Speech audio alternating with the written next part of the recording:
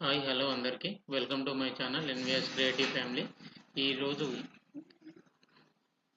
ఇప్పుడు ఈ వీడియోలో మనం ట్రాన్సాక్షన్ పాస్వర్డ్స్ కానీ ప్లస్ లాగిన్ పాస్వర్డ్స్ కానీ ఎలా రీసెట్ చేయాలో, అంటే రీసెట్ చేసిన వానికి మళ్ళీ ఎలా కొత్త పాస్వర్డ్ పెట్టుకోవాలనే దాని మీదండి. సో వీడియో మీకు పూర్తిగా చూడండి, చూస్తేనే అర్థమవుతుంది.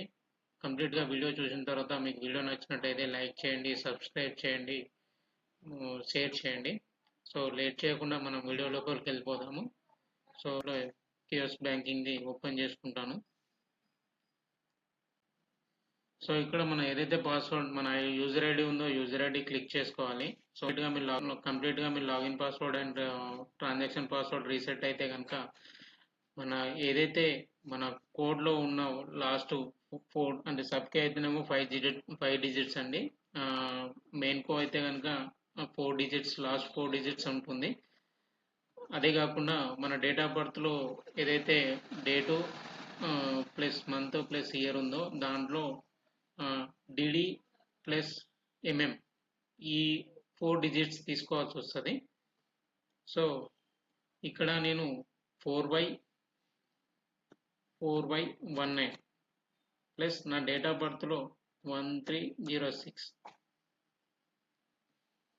సో ఈ ఫార్మాట్లో తీసుకోవాలి. సో ఇక్కడ నా సబ్కే కాబట్టి నేను ఇక్కడ 491 ప్లస్ 1.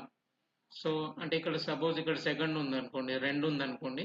సో ఇక్కడ మనం 2 ఎంట్రీ చేసుకోవాలి. ఇక్కడ 9 ఉందనుకోండి, ఇక్కడ 9 ఎంట్రీ చేసుకోవాలి.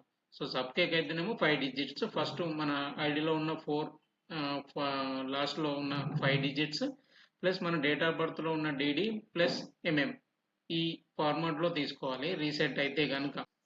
సో మనం డిఫాల్ట్ పాస్వర్డ్ అంటాం దాన్ని. డిఫాల్ట్ పాస్వర్డ్ ఎంట్రీ చేసుకున్నాక మనకు లాగిన్ ప్రాసెస్ వస్తుంది. లాగిన్ ప్రాసెస్లో మనం లాగిన్ కంప్లీట్ చేసుకోవాలి. లాగిన్ కంప్లీట్ చేసుకున్న తర్వాత మీకు కంప్లీట్ లాగిన్ అయిన తర్వాత డైరెక్ట్గా అంటే ఇక్కడ వచ్చిన విధంగా రాదు, మీకు డైరెక్ట్గా వస్తుంది. సో అక్కడ మన డిఫాల్ట్ పాస్వర్డ్ ఓపెన్ చేసుకోవాలి. ఓపెన్ చేసుకున్న తర్వాత మన కరెంట్ లాగిన్ పాస్వర్డ్ అని అడుగుతుంది. సో కరెంట్ లాగిన్ పాస్వర్డ్ మీకు చెప్పాను కదా, డిఫాల్ట్ పాస్వర్డ్. డిఫాల్ట్ పాస్వర్డ్ అంటే మన ఐడిలో ఉన్న సబ్కేక్ అయితేనేమో మన ఐడిలో ఉన్న లాస్ట్ 5 డిజిట్స్ ప్లస్ మన డేట్ ఆఫ్ బర్త్లో ఉన్న first DD plus MM. So ఇక్కడ మనం వచ్చేసి ఎంటర్ చేసుకున్న తర్వాత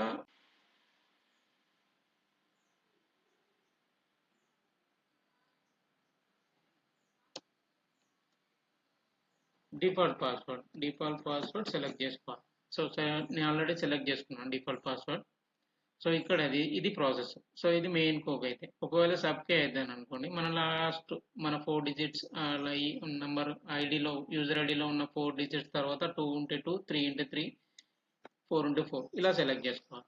సెలెక్ట్ చేసుకున్న తర్వాత ఇది డిఫాల్ట్ పాస్వర్డ్ అయిపోయింది. ఇప్పుడు న్యూ పాస్వర్డ్ పెట్టాలి. సో న్యూ లాగిన్ పాస్వర్డ్ పెట్టాలంటే ఇది వరకు ఏదైతే ఉందో మనము అది కాకుండా సో డిఫరెంట్ పాస్వర్డ్ పెట్టాలండి. సపోజ్ ఇంతకుముందు మనకు ఎస్బీఐ LOG1 ఉందనుకోండి, ఇది యూజ్ చేసాము, ఇది ప్రీవియస్ యూజ్ చేసాము. సో ఇప్పుడు డిఫరెంట్ పెట్టాలి. డిఫరెంట్ పెట్టాలంటే కనుక సో ఇందులో ఏదైనా డిఫరెంట్ పెట్టుకోవచ్చు. లేదు అనుకుంటే కనుక సో ఈక్వలెంట్గా ఇప్పుడు 1 ఉంది కాబట్టి సో 2 పెట్టుకోవచ్చు. సో ఇక్కడ 2 సెలెక్ట్ చేసుకున్నాం. SBI@LOG log2 అని సెలెక్ట్ చేసుకున్నాం. సో రీఎంటర్ సేమ్ ఏదైతే మనం న్యూ లాగిన్ పాస్వర్డ్ పెట్టుకున్నామో సేమ్ అది కూడా SBI@LOG2 సేమ్ పెట్టుకోవాలి. సేమ్ పెట్టుకున్న తర్వాత మనకి ఇక్కడ సబ్మిట్ చేయాల్సి వస్తుంది. ఓకేనా? ఇది లాగిన్ పాస్వర్డ్ సంబంధించింది.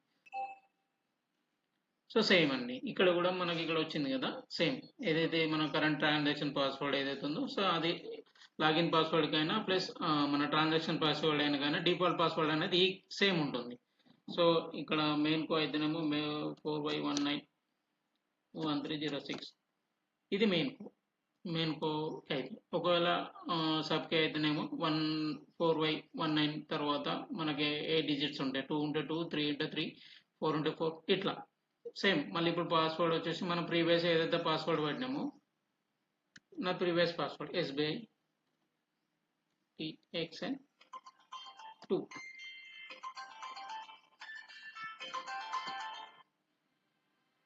సో 2 ఉంది కదా, సో 2 ఉన్నది కాబట్టి నేను ఇదే వాడాను. ఇది వాడితే మనకి ఏమవుతుందంటే ప్రీవియస్ ఏదైతే వాడినామో దానికి డిఫరెంట్గా వాడమని చెప్పేసి మనకు ఎర్రర్ వస్తుంది. సో ఆ ఎర్రర్ సంబంధించింది కూడా నేను పెడతాను, చూపిస్తాను మీకు.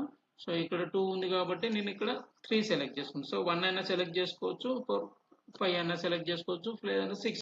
సో ఈ విధంగా చేసుకున్న తర్వాత మనం సబ్మిట్ చేస్తే మనకు ట్రాన్సాక్షన్ సక్సెస్ఫుల్ అని చెప్పేసి మెసేజ్ వస్తుంది.